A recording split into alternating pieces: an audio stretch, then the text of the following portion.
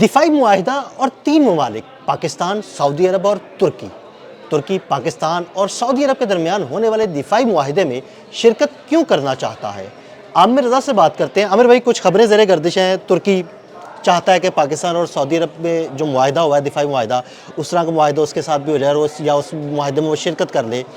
ہمارے ناظرین کو بتائیے گا آخر ترکی ایسا کیوں کرنا چاہتا ہے؟ دیکھیں، سب سے پہلی بات تو یہ ہے کہ ترکی وہ واحد ملک ہے جو کہ نیٹو کا رکن ہے۔ میں یہ بات اس لیے صرف شروع یہاں سے کر رہا ہوں کہ ترکی کو دفاعی تنظیموں کے اندر کام کرنے کا تجربہ حاصل ہے۔ یہ واحد مسلم ملک ہے، اور طیب اردوان جو اس کے صدر ہیں وہ ہمیشہ نیٹو کی طرز پر اسلامک نیٹو بنانے کی بات کرتے رہے ہیں، اور یہ بات میرا خیال ہے ہمارے وزیر اعظم شہباز شریف صاحب نے بھی قطر میں ہونے والے اجلاس میں کہی تھی کہ ایک اسلامی نیٹو بھی جو ہے اس کو ترتیب دیا جا سکتا ہے۔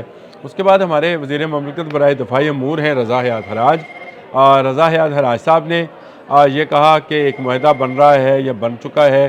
یہ بی بی سی نے رپورٹ بھی کیا کہ یہ معاہدہ جو ہے اس میں سعودی عرب، پاکستان اور ترکی جو ہے وہ دفاعی طور پر سگنیٹریز ہوں گے اور مل کر کریں گے، لیکن مسئلہ یہ تھا کہ ترکی اور سعودی عرب کے تعلقات کبھی ایسے دوستانہ سے مراد یہ ہے کہ ایسے نہیں رہے، خوشگوار نہیں رہے یا یہ کہہ لیں اچھے نہیں رہے کہ ان کا دفاعی معاملات میں کبھی آپس میں ایک دوسرے کے ساتھ رابطہ نہیں رہا ہے۔ اس میں ایک اگر برج ہے تو وہ پاکستان ہے، جس کے دونوں ملکوں کے ساتھ بہت اچھے تعلقات ہیں، یعنی سعودی عرب کے ساتھ بھی اور ترکی کے ساتھ بھی۔ لیکن میں پھر وہی بات کروں گا کہ جو کل خواجہ آصف نے بھی کہہ دی اور ان کے منہ سے بھی یہ بات نکلی کہ کوئی اس پاک سعودی عرب دفاعی معاہدہ، ایک پر حملہ دوسرے پر حملہ تصور ہوگا والے معاہدے کے اندر اس وقت تک کوئی ملک اور شامل نہیں ہوگا جب تک سعودی عرب اس کی اجازت نہ دے۔ یہ بڑی صاف اور واضح بات کرنی چاہیے۔ دو ملکوں کا مابین معاہدہ ہے، اگر تیسرا فریق ساتھ شامل کرنا ہے تو دونوں کا ایگری ہونا۔ ہوں گے تو تبھی ہوگا۔ خواجہ آصف کی بات کو نیگیٹو نہ لیجئے، اس کا مطلب یہ، میں اس کو پازیٹیولی اس طرح لیتا ہوں کہ پاکستان تو ایگری ہے اور اس نے کہا کہ سعودی عرب سے ہم مشاورت کر رہے ہیں، اگر سعودی عرب بھی ایگری ہوتا ہے تو ترکی کو شامل کیا جا سکتا ہے۔ بلکہ ایک انٹرویو میں رضا حیات حراج نے یہ بات بھی کہی تھی کہ یہ اتحاد جو ہے یہ آگے چل کر ایک بڑا اتحاد، جیسے نیٹو کا ایک اتحاد ہے جس کے آرٹیکل 5 کے تحت ایک پر حملہ سب پر حملہ تصور ہوگا، اسی طرح کا ایک بڑا اتحاد بن سکتا ہے جس میں آذربائیجان بھی شامل ہے، جس میں چین بھی شامل ہے، جس میں باقی اسلامی ممالک کو بھی آہستہ آہستہ شامل کیا جا سکتا ہے۔ تو اس وقت اگر آپ دیکھیں تو خطے میں Pakistan leading from the front ہے اور لیڈ کر رہا ہے، سب اس کی طرف دیکھ رہے ہیں کہ وہ اس کو کس طرف لے کر جاتے ہیں۔ لیکن پاکستان اور سعودی عرب کا جو معاہدہ ہے یہ یونیک اس لیے ہے کہ ان دو ملکوں نے یہ طے کر لیا ہے کہ ان کا دفاع جو ہے وہ مشترکہ ہوگا۔ طیب اردوان جو بات کر رہے ہیں اور ترکی کے جو اینالسٹ ہیں، میں نے ان کا بھی ذکر کیا تھا، ان کا بھی یہ کہنا ہے کہ ترکی شامل ہونا چاہتا ہے اس معاہدے کے اندر۔ یہ معاہدہ ہے اتنا بہترین کہ دنیا کے باقی ممالک بھی اس میں شامل ہونا چاہیں گے۔ یہ وہ ایک معاہدہ ہے جو کہ آپ پر حملہ آوروں کی جارحیت کو روک سکتا ہے۔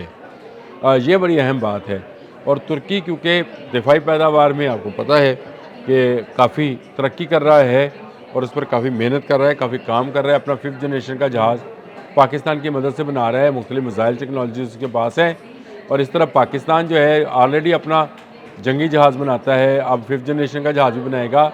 اس کی میزائل ٹیکنالوجی جو ہے اس کا جواب کسی کے پاس نہیں ہے، اپنے سے 8-10 گنا بڑی فوج کو یہ شکست دے چکا ہے چند ماہ پہلے۔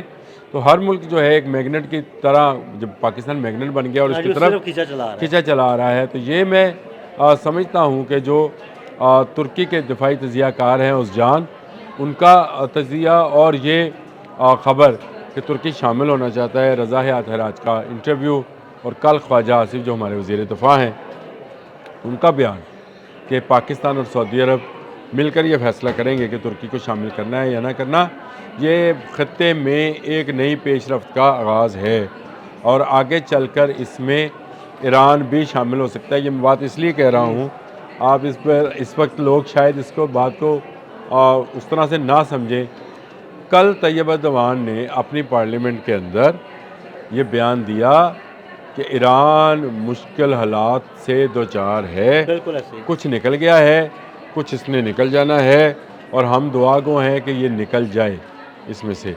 اس کا مطلب یہ ہے کہ آنے والے وقت میں جب وہ اسلامک نیٹو کی بات جو کہ ہمارے وزیر اعظم شہباز شریف صاحب نے پہلی مرتبہ کی تھی قطر میں، اس کی گراؤنڈ بنتی نظر آتی ہے. تو عامر بھائی، کیا میں یہ سمجھوں کہ مستقبل میں پاکستان، سعودی عرب، ترکی اور ایران کا ایک اتحاد ہونے جا سکتا ہے؟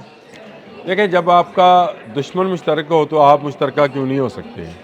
پہلی بات یہ ہے کہ آپ نے بھی پڑھا ہوگا، میں نے بھی پڑھا بچپن میں، RCD ہم نے پڑھا تھا ایک.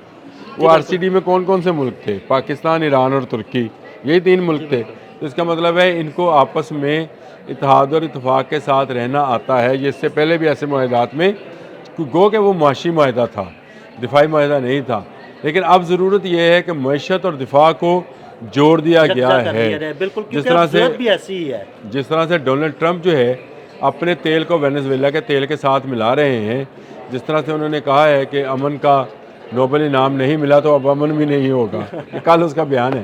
تو اس کا مطلب یہ ہے کہ اب تجارت اور دفاع اس کو الگ الگ خانوں میں تقسیم نہیں کیا جا سکتا. اگر آپ کا دفاع مضبوط ہے تو آپ کی تجارت صحیح ہے، کیونکہ آپ پر لوگوں کا جو اعتماد ہے یا کانفیڈنس ہے وہ زیادہ ہے. آپ اس کی صرف ایک مثال لے لیجیے. چین کا دفاع مضبوط ہے تو چین کی تجارت مضبوط ہے. بھارت کا دفاع مضبوط نہیں شو ہوا، یعنی دنیا نے دیکھا کہ وہ مضبوط نہیں ہے، تو آج بھارتی تجارتی کمپنیوں پر 25 اور 16 کر کے کتنا ٹیرف لگ چکا ہے. لگ رہے ہیں، اب مارے کو مارے شاہ مدار والا معاملہ ہے. اگر آپ میں طاقت ہے تو آپ اپنی تجارت کو بڑھا سکتے ہیں، اور اگر آپ میں طاقت نہیں ہے تو پھر دنیا آپ کو منہ لگا. اور دوسری طرف اس کی ایگزامپل دیکھ لیں کہ پاکستان کی ایگزامپل دیکھ لیں. جب پاکستان کا دفاع مضبوط ہوا اور پاکستان نے بھارت کو شکست دی تو آپ کے GF-17 تھنڈر کے آرڈر پہ لائنیں لگ گئی ہیں. اچھا، وہ بھی چھوڑ دیں، لیکن اس کے علاوہ مختلف کمپنی جو ہیں جس میں ترکی بھی شامل ہے، امریکہ بھی شامل ہے، پاکستان میں معدنیات تیل کی تلاش میں نکل آئے. تو یہ مضبوط ملک جو ہیں وہی سروائیو کریں گے. سروائیول فار دا فٹسٹ والا جو قانون ہے نا، یہ قانون یہاں پر دنیا میں اس وقت لاگو ہے. اور اگر آپ فٹ نہیں ہیں تو پھر آپ بھائی در فٹ ہیں، جو کہ بھارت ہے. میرا خیال تو یہی ہے. اور میں یہ سمجھتا ہوں کہ یہ معاملہ جو ہے تجارت کا اور دفاع کا یہ ملتا جلتا ہے. تو ترکی بھی اس طرف دیکھ رہا ہے. ایران پہلے سے ہی خواہش مند تو ہوگا، لیکن ایران کے لیے ابھی بہت سارے سٹیپس باقی ہیں. اگر یہ سٹیپس اٹھا لیے جائیں تو اسلامی دنیا کے لیے بہت بہتر ہے. لیکن فیصلہ وہی ہے جو حرمین شریفین سے آئے گا، اور پاکستان کے ساتھ مل کر کوئی فیصلہ ہوگا کہ کسی ملک کو شامل کرنا ہے یا نہیں کرنا. ہاں، اسلامک نیٹو کی ضرورت موجود ہے، جس کے آرٹیکل 5 نیٹو کی آرٹیکل 5 کے مطابق ایک پر حملہ سب پر حملہ ہے. تو یہ تو ابھی پاکستان اور سعودی عرب کا معاملہ ہے کہ ایک پر حملہ دوسرے پر حملہ ہے. کاش یا اللہ کرے، میں تو یہ کہوں گا کاش کو لفظ رہنے دیں، اللہ کرے انشاءاللہ کہ ایک پر حملہ تمام اسلامی ممالک پر حملہ تصور ہوگا اور اسلامک نیٹو بن کے رہے گی. بالکل، بہت شکریہ عامر رضا جی. بالکل، عامر رضا نے بڑی تفصیل کے ساتھ آپ کو بتایا کہ انشاءاللہ ایک وقت آئے گا جب اسلامک نیٹو بن کر رہے گی اور ایک اسلامی ملک پر حملہ دوسرے ممالک پر حملہ تصور ہوگا. عدیل احمد اور عامر رضا کو اجازت دیجیے گا. اللہ حافظ.